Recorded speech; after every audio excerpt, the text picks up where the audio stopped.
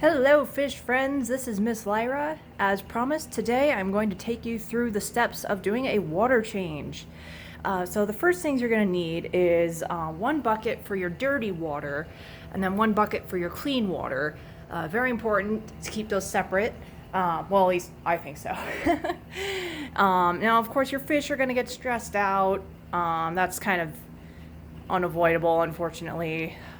So mine are all happy right now, but they won't be pretty soon.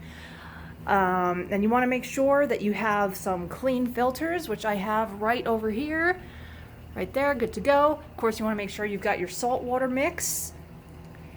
And if you want, this is optional, your favorite beverage. And of course, water. Keep hydrated. Okay, I'll be back in a little bit when I get started.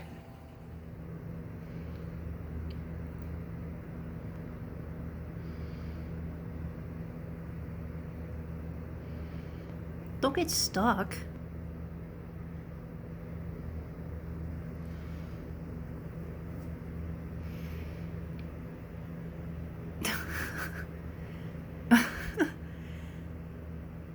Everything is a game to her. She doesn't care. So when you do your water change, typically you want to take out about 10% of the water. So in my case, it would be about 24 gallons. I usually just do 25.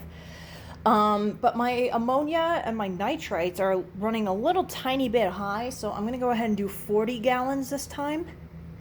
Funnily enough, Andromeda is actually having a great time. She loves this. She really likes that suction tube.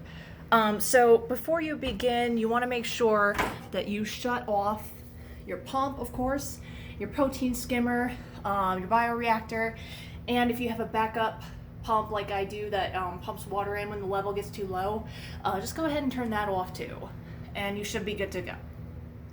So about once every 6 months, one thing you want to do is empty out your bio reactor. So you just dump it into a bucket, and all you do, you just kind of break it up, get any of that loose dirt and stuff out of there. And you want to do this in a bucket of your dirty tank water. So of course don't put it in fresh water or anything like that. I'm a little out of breath because I had to haul this out. So yeah, and then I'm just gonna dump the rest of it in here. Okay, I can't do it with one hand, but you get the idea.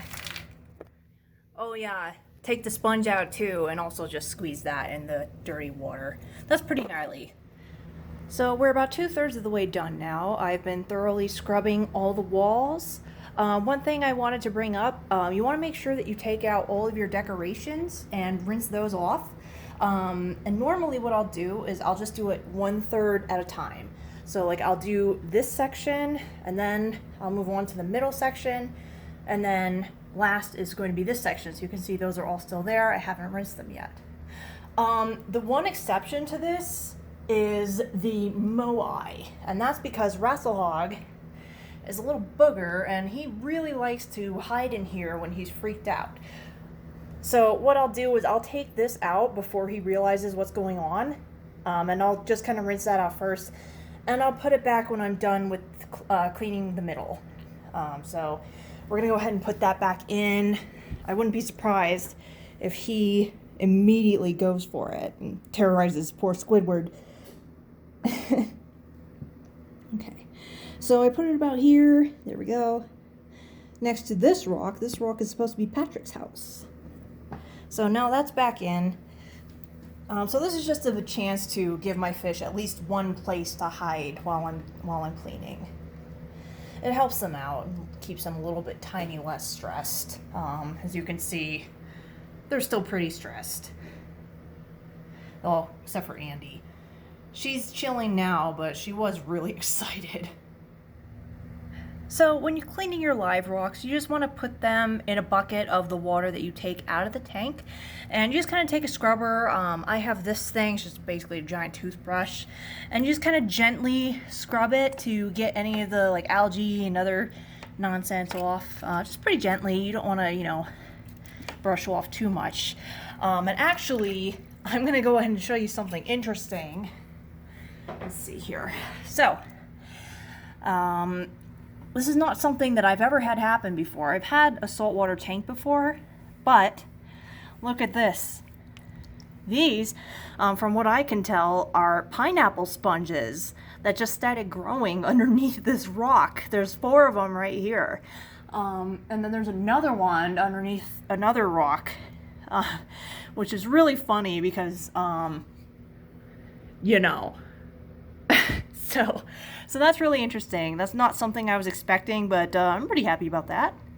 So there you go. Some sponges can spontaneously grow on your live rocks. They like dark places, apparently. Okay, guys, so here is the result of the water change. We have some very upset fish. Andy was having a great time until I moved her rock, which is the one over here. I moved that, and that's when she got upset.